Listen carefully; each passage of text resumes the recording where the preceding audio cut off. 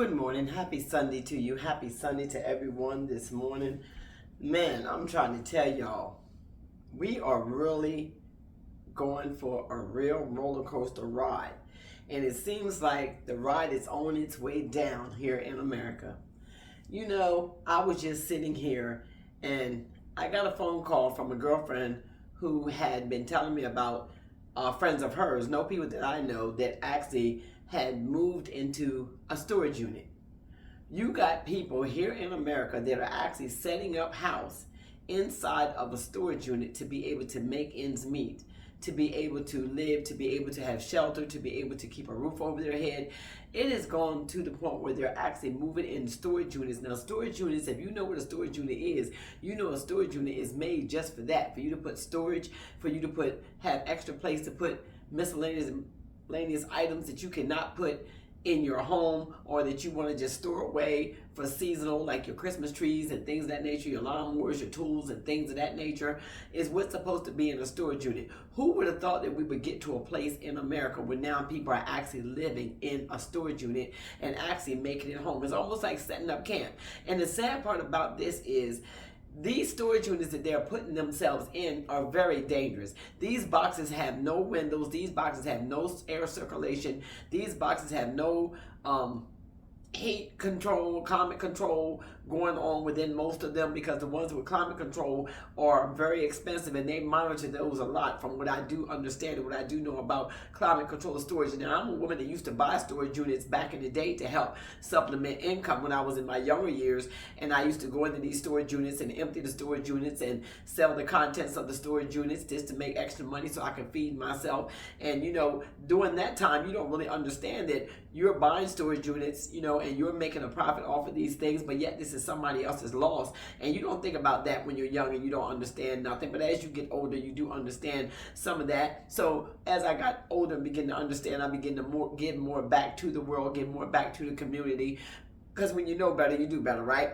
But I'm still thinking now about the people that are actually taking up residency in these storage units, and they're actually in there laying on clothes. They're in there actually don't even have a mattress. Still, they don't have the essentials that they need to even live into that properly. They're just in there due to the fact that they can't afford to rent nothing. You know, I remember back in the day, maybe back in 04, 05, 06, around in that time, 2004, 2005, 2006, you could actually get a 2-bedroom apartment, a nice apartment, where I came from back in Dover, Delaware, for $625, $650 could get you a nice, beautiful, nice, clean apartment in a nice, clean area.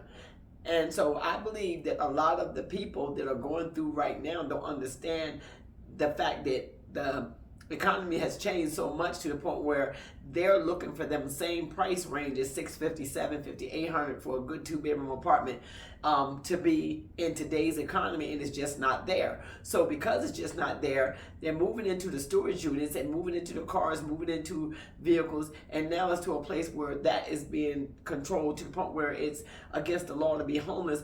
But it's so hard because people don't know what to do. Where are they to go? What are they to do in an economy like this when the economy is falling like this? And people are not used to struggling this hard, this much. I mean, the struggle has always been real, don't get me wrong. Because if you never came from money and you never came from that silver spoon or that silver lining or been fed with a gold spoon, you always been in a place of struggle somewhere in your life. So as you begin to struggle, did you ever think that your struggle would land you in a storage unit? Did you ever think that your struggle would land you in a place where you had no finances, where you couldn't get no job? Did you ever think that your struggle was going to put you in a position where you had to actually begin to depend on other people to try to feed you, or people look at you like you're begging when you're just in need? Now remember, the word tells us you have not because you ask not. I encourage anyone out there that is going through, I mean, we know there's a lot of people that are going through, but there are some people out there that are at the top that don't mind helping those that are at the bottom. Somebody will maybe throw you a life raft of some kind. It's almost like saying if you're drowning, it would be inhumane for somebody not to be able to give you $5, $2 or something if they have that to give. And you know, if they have more than enough, because a lot of people are understanding now, they're waking up to the point that that could be them, that could be their sister, their brother, their mother. So now people are really coming together. From what I can see, in certain situations to help their community and to help the people that are around them, because they realize we're not in this by ourselves. This is something, the starvation, the struggle, the homelessness, the high cost and the high rising, the living in the storage units, the living in the cars, the poverty is really going down the line and it's hitting like a domino effect. And it just seems like every time you get an extra dollar, it's got to go somewhere. You got people with college degrees. It does not matter of your education level anymore, nor your political affiliation. It's just what it is. And we all are feeling the crunch of this situation. But when you got people that are actually living in storage units, y'all, a storage unit, this bet really hits it home for me. It really takes it to the core for me, for somebody who knows what storage units is, and knowing that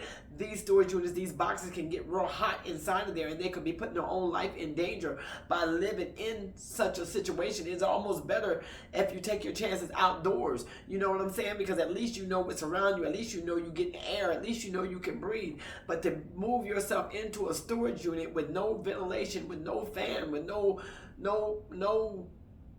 way of breathing and survival, just to have a roof over your head, is something that I never thought that I would hear going on here in America today. And it's not just in my city, it's not just in your city, it's not just in your state, it's all over the place. It's going along all over the place. If you get on the internet over and over again, you can go to any one of these platforms and you'll hear of stories about people that are actually having to live in the storage unit. And I encourage those people, post your cash apps all over the line. Try to see if you can get help all over. I wish to God that I could afford to give, to help. And I'm a single mother myself and struggling myself, and I don't have it to give. But God knows that is my prayer, that somebody would send something. Somebody would send somebody with a cash flow to be able to help these folks, to be able to get them at least to somewhere different, a shelter or some place where it's humanely safe for them to live, where they don't have to lose their life in the midst of this situation right now. Because it's just, I know for somebody to have to move into the storage unit, then they have did everything they have done. They have exhausted all their resources. They have figured it out to the point where this is the only thing that they can do, and they're doing the best they can. And we applaud you for that, for trying at least. But you got to be able to, don't be so worried about what people are going to say or how they're going to perceive you, that you don't ask for help.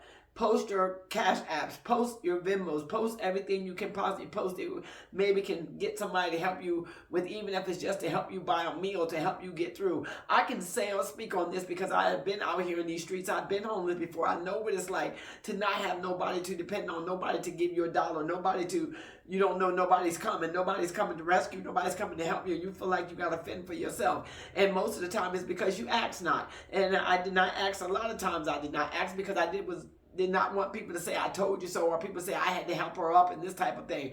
But in this season, what we're going through, this is nobody's fault. This is none of our own fault.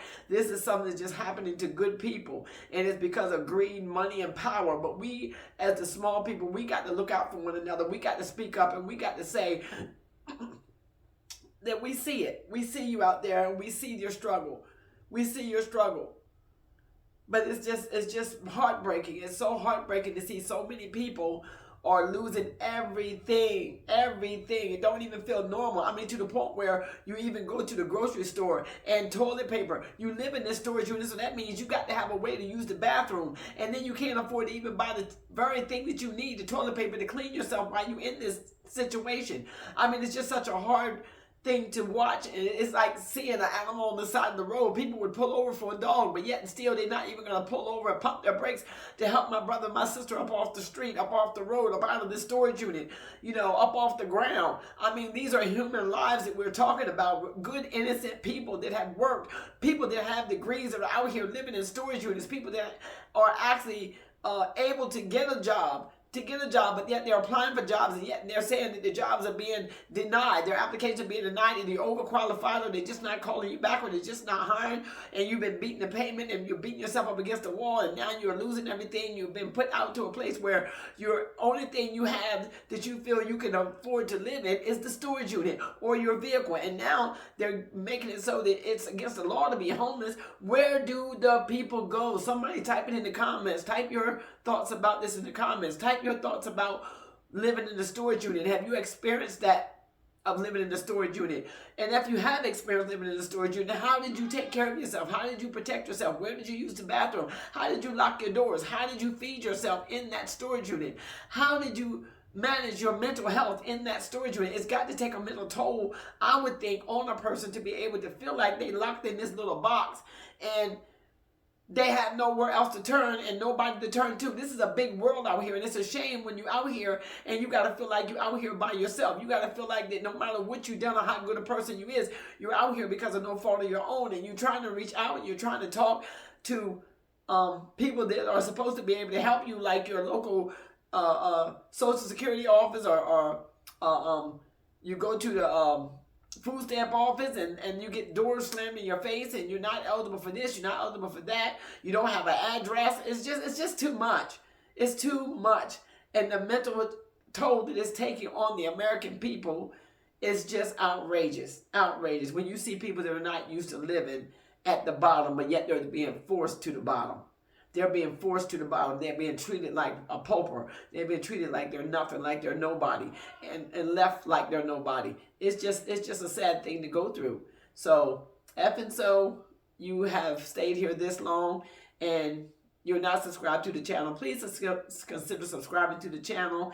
And effing so, you have not turned your notification bells on. Please turn your notification bell on so that you'll be notified when I drop my next video. But let's talk about it. Let's give those that are in the storage unit some hope, that they will be all right. But I got to go now. My son is calling me. I love y'all. Y'all be blessed and get back to me on this topic.